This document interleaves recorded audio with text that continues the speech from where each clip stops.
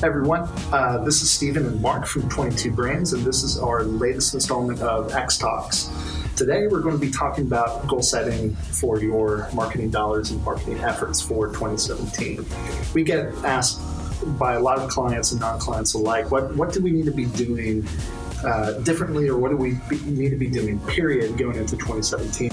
We want to talk about 3 ways that you can kind of start getting your head wrapped around what you need to be doing, especially in the context of how technology is changing and how people are reaching new audiences and new markets as things just kind of progress. So to kind of start us off, we want to challenge y'all to look for quick wins in creating engaging and informative content. Let's talk about that a little bit, because that utilizes areas on using video, ways of utilizing your own written word and content that way.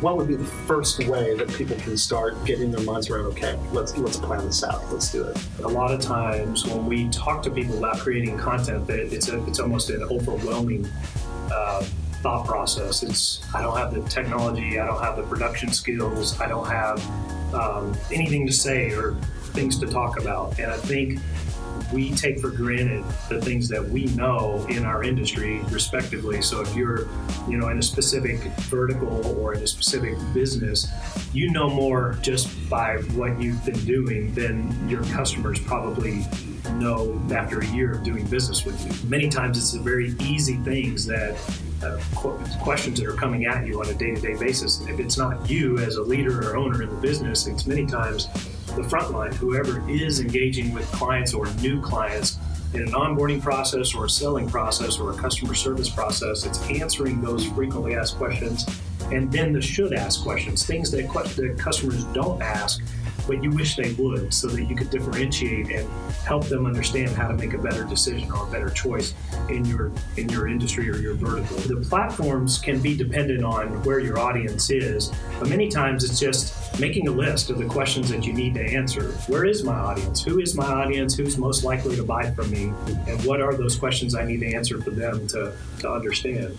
The quick wins, too, come from just using the technology that's in your pocket. Today's technology is more readily available, and it's more it's better than anything we've had in a long time. So today we're actually shooting this on iPhone because it's what most people are carrying, whether you're an Android or an iPhone user or whatever it is. The smartphone that's in your pocket and the camera quality and the audio quality that's there is better than good enough. Just start. And I think that's the overwhelming piece many times is just about starting and getting going and doing something, because the chances are your competitors, if they haven't figured it out yet, they're going to. After the fact, after you've created that content, after you've created all that activity, let's talk about measuring what that activity created, as far as say using your own analytics for planning for growth and what you could be doing differently. If I'm a client of ours that tells us or gives us feedback, man, I know we run analytics, but we don't necessarily utilize it. What is the importance of me utilizing that analytics if we had to boil it down into using it for the upcoming year? Analytics is one of those things that can get overwhelming as well. Mm-hmm. There's so much data, there's so much information, there's so many details that you can get into.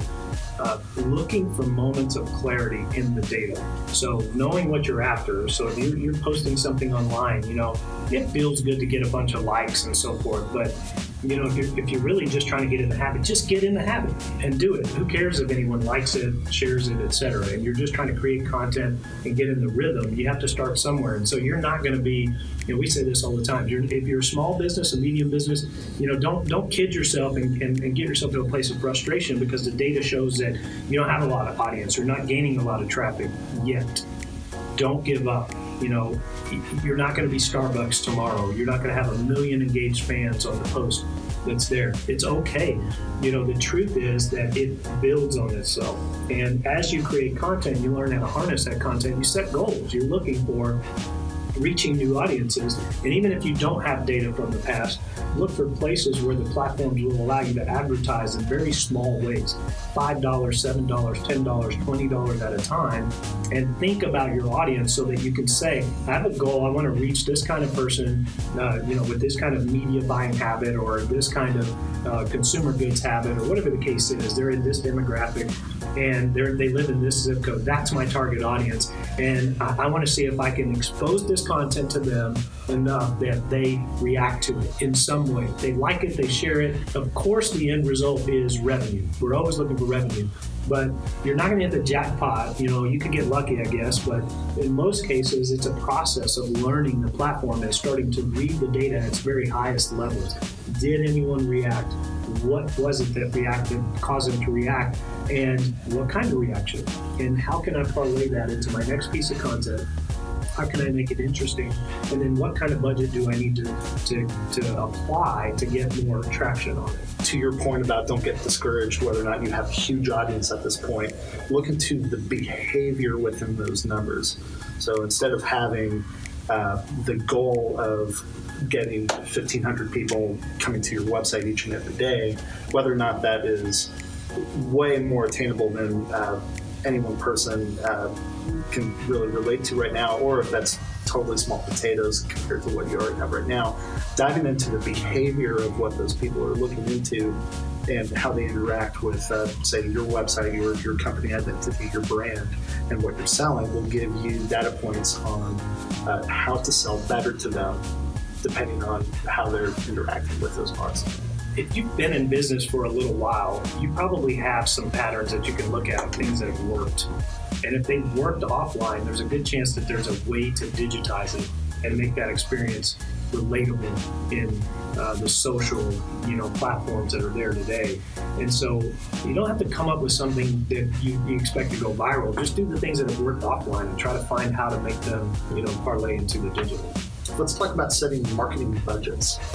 One of the things we hear a lot from clients and non-clients alike is, okay, what should I be doing differently? And what should I be setting myself up for expectation-wise for how to budget for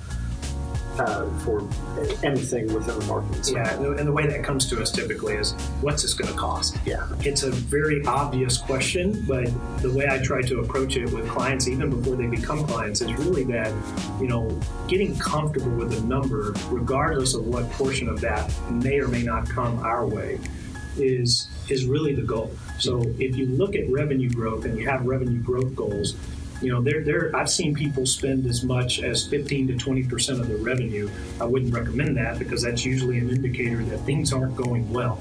I've also seen people say, wow, we never spend anything on marketing. It's like 0 to some fraction of a percent. Well, that typically is the reason we're sitting here as well, right? Is that if something's not going well, you're either spending too little or possibly too much. And so a good range or school of thought would be 5 to 10% of revenue. And it definitely depends on where you've been advertising, where you've been marketing, the platforms you've been leveraging, and what's been successful for you. But that's generally a rule of thumb is 5 to 10%. And I try to tell people that if you get really effective at it, and you're good at measuring, you're good at tuning, you could find yourself in the 3 to 5% range. For a $100 million business, that's a lot of zeros, right? I mean, even at 3%, that starts to feel like real money. And if you're a small business, especially when you're just starting out, any dollar that's going out feels like dollars that are leaving your pocket. It's about looking for the return on that dollar and where to maximize it and how to make safe mistakes, if that's even a real concept, is that looking for safe places to fail. I can try things and experiment in small chunks instead of throwing a bunch of money at one thing and thinking it's a silver bullet. That's probably the mistake that we've seen the most with clients, is that they either shotgun everything and so they don't know anything that worked because they couldn't tell you, they couldn't track it, and they just know they spent a bunch of money and then nothing ever came from it. Or they got gung-ho on one thing and put all their eggs in that basket and thought it was going to be this big win, and nothing came of it, so now they're just kind of reticent to try anything. The reality is it needs to be a blend. You've got to find 2 or 3 things that are really centered around who you're after and where they are, and look for safe places to fail. Those 2 or 3 things is 2 or 3 avenues for where to market and how the market may change from year to year completely. Absolutely. It just depends on, again, how you're measuring, how you're speaking to those people specifically.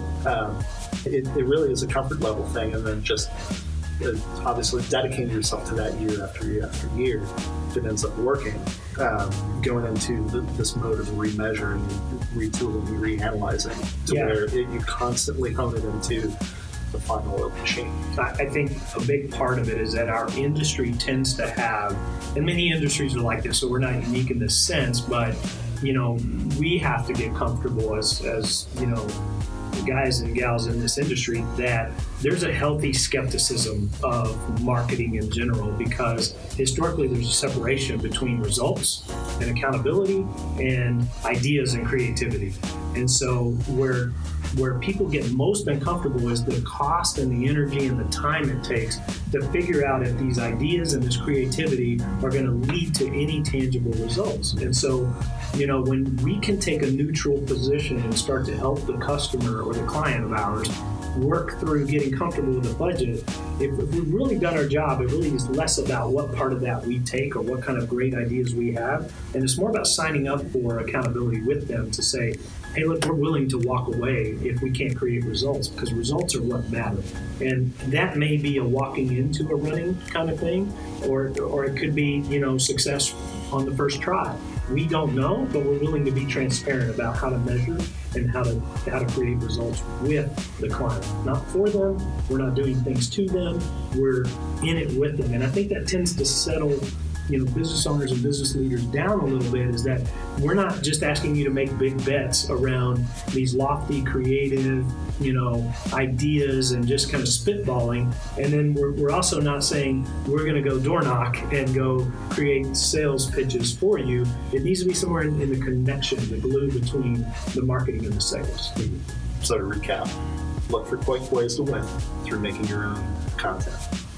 And there's lots of easy ways to do it, but you just need to do it. Figure out a way to measure the heck out of the content you create to where you're not flying blind the entire time. Use what you've learned, utilize the data comes in, and get better from it. Allow it to sharpen you. And set marketing budget expectations so that when it does come time to make the decision to continually do it, your comfort level is there. And those will be our three big things that we would recommend to you going into 2017. Hope that was useful. Hope it was informative. And thank you. No, thank you. Thank you. No, thank you.